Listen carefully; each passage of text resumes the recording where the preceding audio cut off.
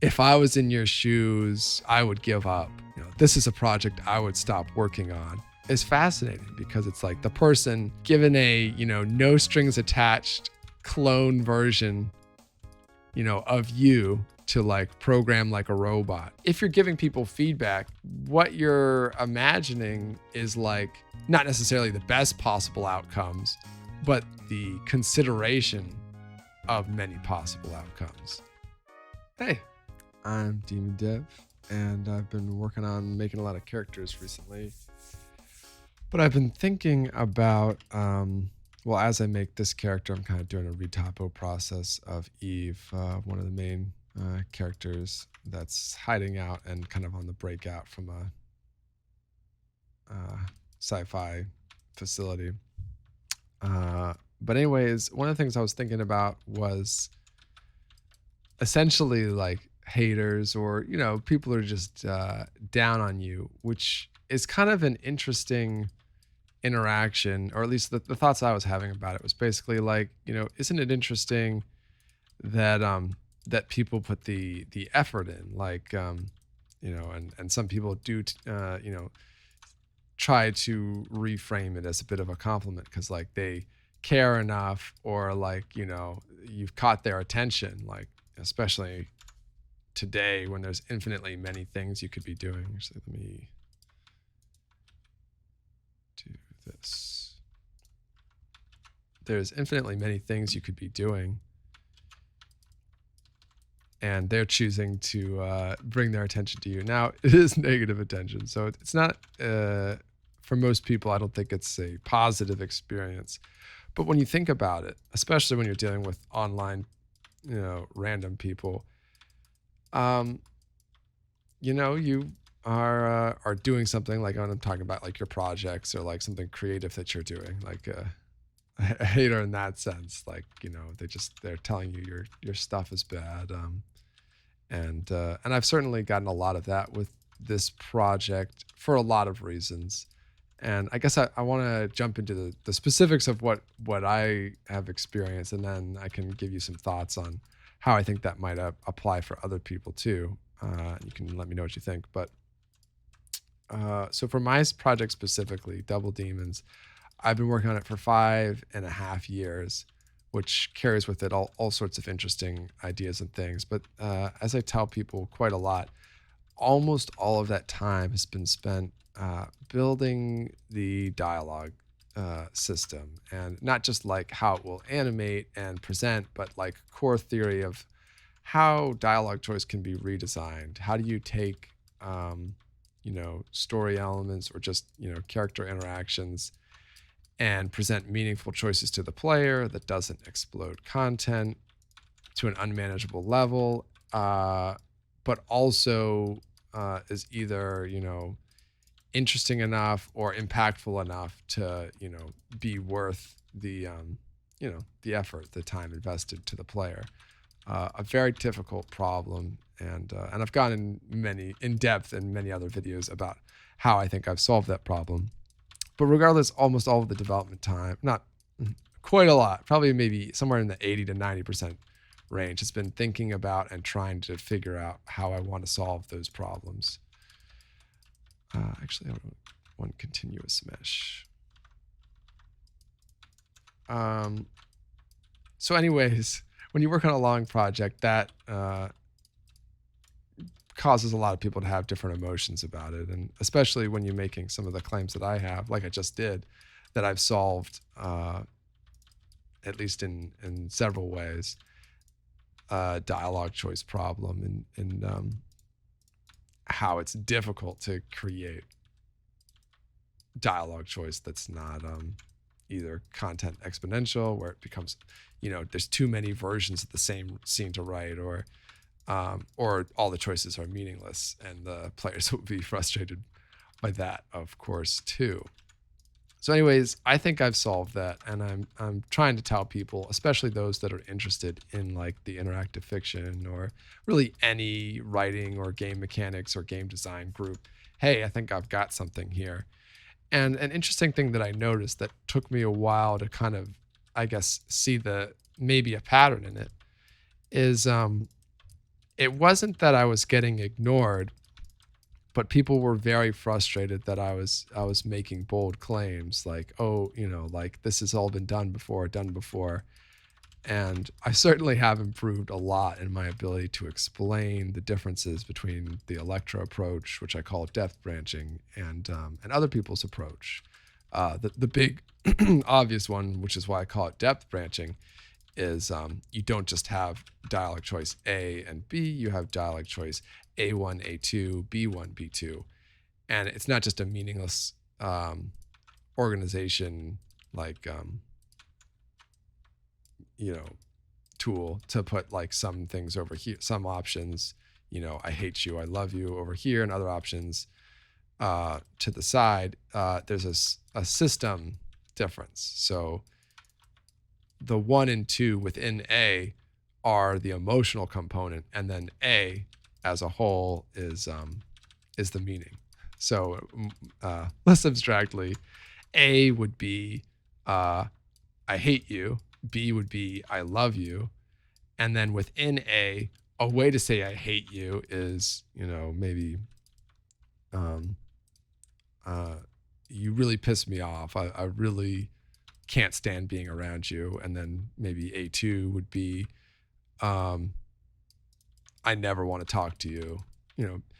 Maybe two different ways of expressing the same idea, perhaps, in a conversation with a character. And then, B1 would be like, I think you're really, really special. You mean a lot to me.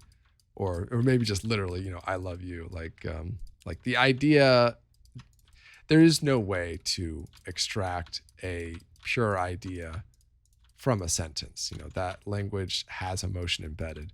But by having different emotional variants of the same idea, that's how it's systemized. Anyways, I don't think this is very different than any other approach to dialogue choice. Even if it's worse, it does something different. Games are not giving you 2 tiers of dialogue options. They're generally giving you a list, or if they're not giving you a list, they're giving you a couple categories, which you might think fits into the emotional, but because there's no separation between the emotional and the meaning, or like the idea of what you're saying, you have an aggressive option, and the aggressive option is tied to declaring war.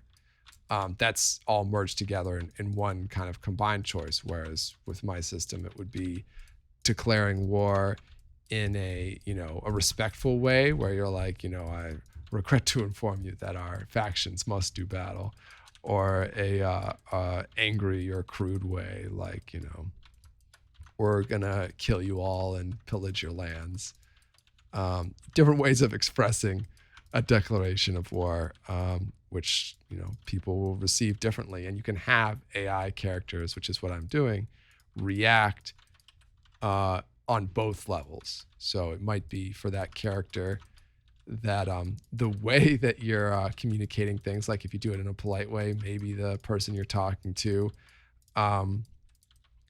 is looking for diplomacy, and they're like, oh, I'm sure we can work this out. But if you start with like the pillaging way of phrasing, then like maybe he reaches for his sword immediately, or whatever kind of terrible negative reaction. Or maybe it's still a terrible reaction the AI has, but that may be a superior option. Maybe he's so intimidated by you threatening threatening this vision of absolute destruction that he will try to pacify you and give you anything you want to make you not do that. Anyways, that's something that I'm doing that's I think undebatably unique. Now, the way I'm doing it, whether it's fun, all definitely within the realm of debate. And it's not weird that people wouldn't get the nuance of it. Most of the time people are trying to solve the dialogue problem by making choices across the board more meaningful. What I'm looking for is to drive a much more minute, detailed, nuanced version, like variants of every possible thing you could say. And within that, I think you can drive more complexity, because over time, the way that you express yourself is what sets you apart from other people. I think fundamentally you've got things that you believe, but for most people, unless you're really crazy mad scientist kind of or whatever, most people do not have unique beliefs or ideas. You may have a very unique combination of those ideas, but on any one issue, like politics, for instance, your views may line up with many other people, which is fine. Uniqueness is not an inherently good trait, but it is interesting and fun for storytelling. Getting a little distracted. So anyways, yeah, that's, I think it's really special and can be really great, but regardless, a lot of people are very frustrated, and they're like absolute experts in the writing field or writing in games field. Some of them like really literally wrote the books that are quoted to me in debates by many other people and many other debates. So why is that happening? And why am I not just shrugged off? Like, I see a lot of people making bold claims about their game projects or their design, and nobody really engages with it. So maybe it's a combination of me using what feels like deceptive language. So maybe people feel like there's an injustice, and I think a lot of people would like to believe this about haters, and I would count myself among them. Or it's possible that some piece of what I'm saying resonates or, seems close enough to what could be like something good that it changes the experience of the person, of the person that's in a bad mood, and how they want to interact with it. So, for example, if your child draws something and it's a terrible drawing, then if they're young, well, regardless, you're going to be encouraging, but you're going to be more encouraging or less critical because you have a lower expectations and standards. Generally, that happens, and I think that's a good thing. People, I think, and I've talked about this in my video, Pure Criticism, No Such Thing. People take an overly purist view on criticism or feedback where like it needs to be aggressive, and that's, I think, just people reacting to feeling lied to or mistrustful of people. Like, they want to believe in the positive feedback, and the only way they can believe or be protected from feeling stupid is like trying to ensure it, and by any means possible, that people aren't protecting their feelings. But I think that's a bad way to interact with people in feedback and art. Both, it's not productive and often allows the most toxic elements to have the most say. Great feedback, I think, meets people where they are, and is both an analysis of the work and a consideration of the person.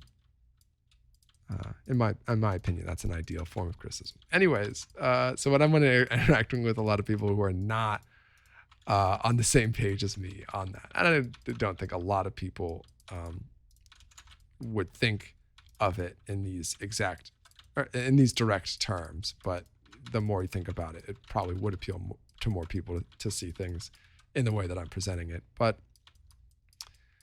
so I have a lot of people that are, like, this dialogue system is not innovative.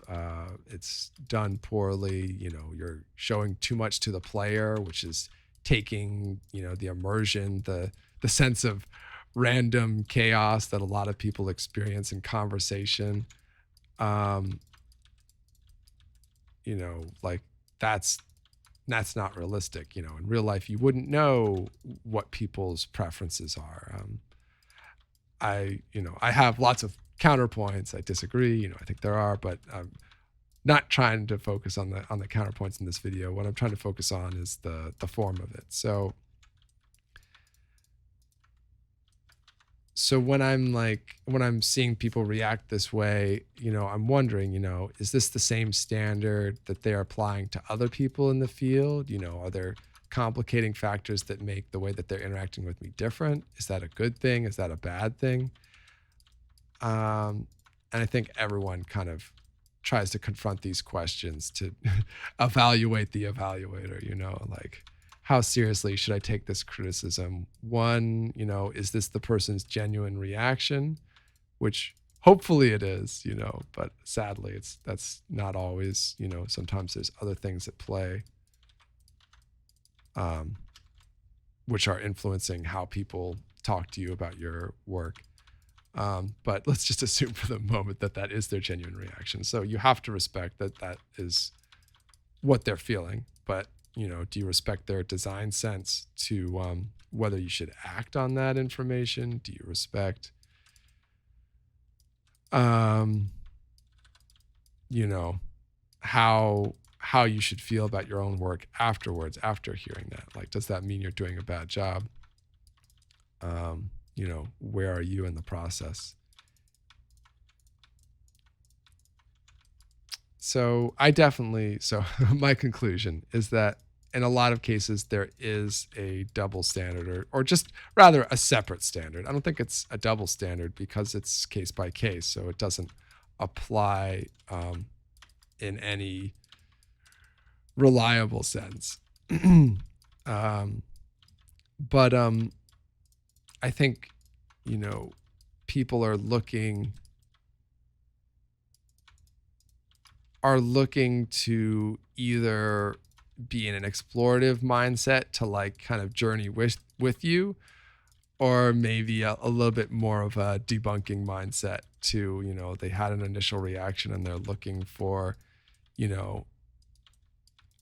really internal validation. Like, is my reaction to this valid? So they're pursuing that path forward. But on the whole, a lot of people are thinking, well, again, coming back to the attention idea, the fact that they're, people who are negative are giving you attention about something you've worked hard on, in some ways feels better than no attention at all, because it means that it caused a reaction in people. It's making them think about things. It's making them care about something on the internet. So that's great, but it definitely is still tough. And I definitely wish that, I guess people could categorize their criticisms, because at the end of the day, it's always a mixed bag. People are on a journey, and oftentimes, aren't we always saying that failing is the best way to learn? So I think that also logically leads to, well, if failing is the best way to learn, then, making that failure public has a lot of advantages, because people who know better will be, called out to the cause. And that doesn't mean that they have to be, I guess, conclusively dismissive, because isn't that a process? So you would expect, really anyone, and I think most people, even with finished released games or just any kind of creative project, are going to be talking about, things they wish they had more time for, or maybe would have done differently. Everything, even though things have to be released and done in some sense, everything is like on a progression.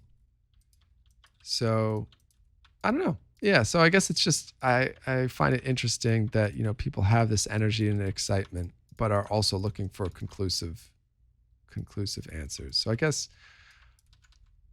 stepping out of the specific to my situation, what I would say to other people about interacting with not just negative criticism, but people who maybe are identifying the mission that you're after. Like, oh, you're trying to do something new, or, or you're trying to do something like this specific thing really well.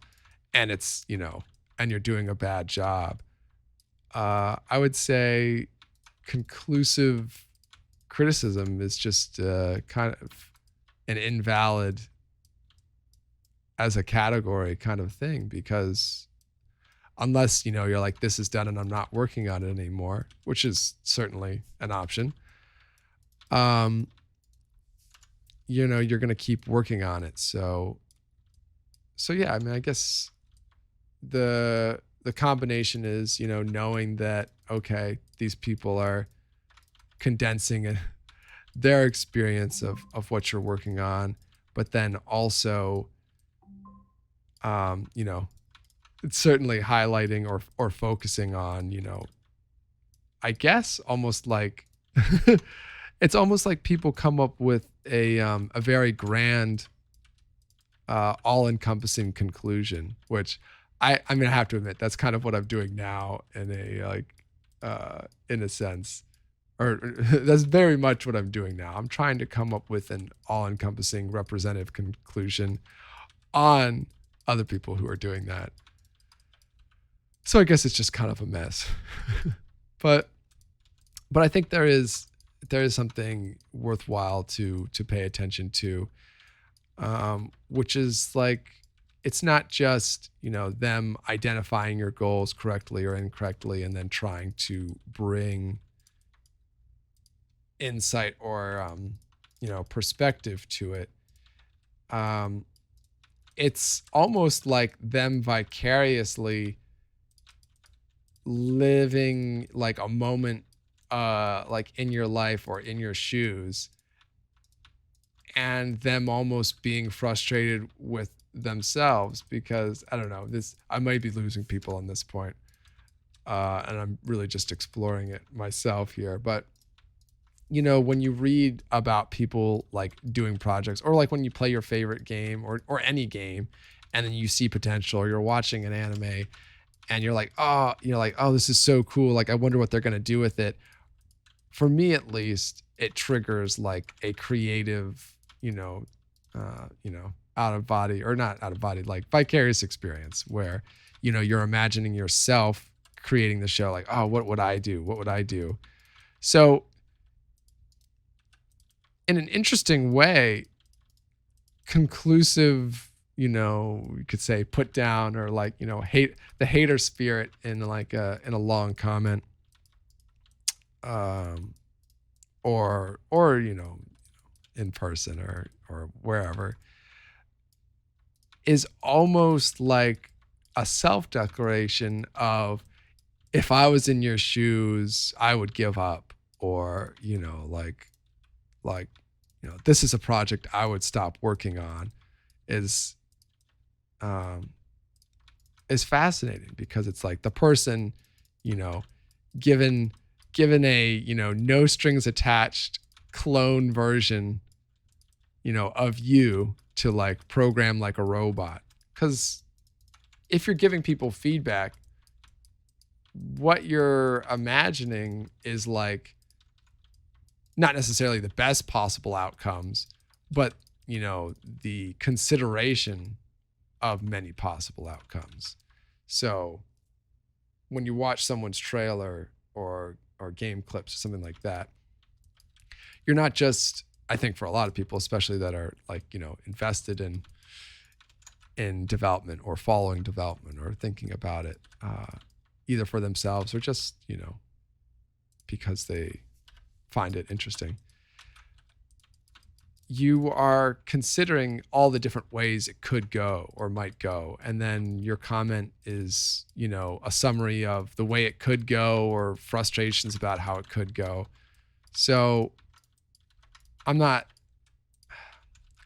sure if I want to take the point that all projects have inspirational potential to other people. I think that's a big part of working on a project is finding what what connects with other people about what you're interested in doing. But when people are interacting, they are looking for that. I think people are looking to be inspired. And maybe people would disagree with that. It certainly doesn't feel like people are being open-minded or looking to be inspired by a project a lot of the time, especially when the negative ones. Some people for sure.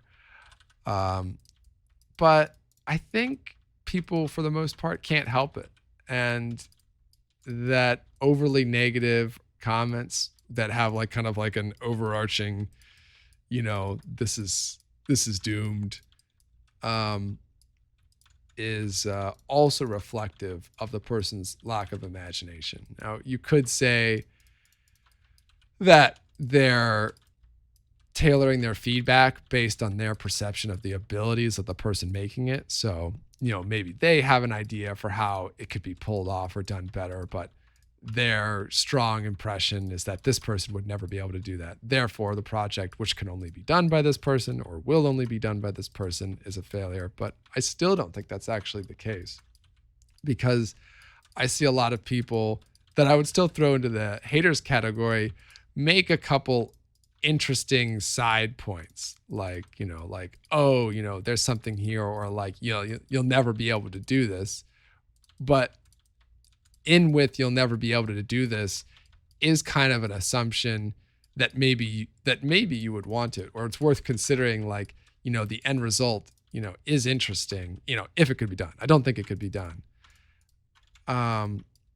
So it's like, I guess, partially either a failure of imagination, where the person just, they themselves imagining themselves as you, putting themselves in your shoe, like, I wouldn't do this, or, I don't think it's possible.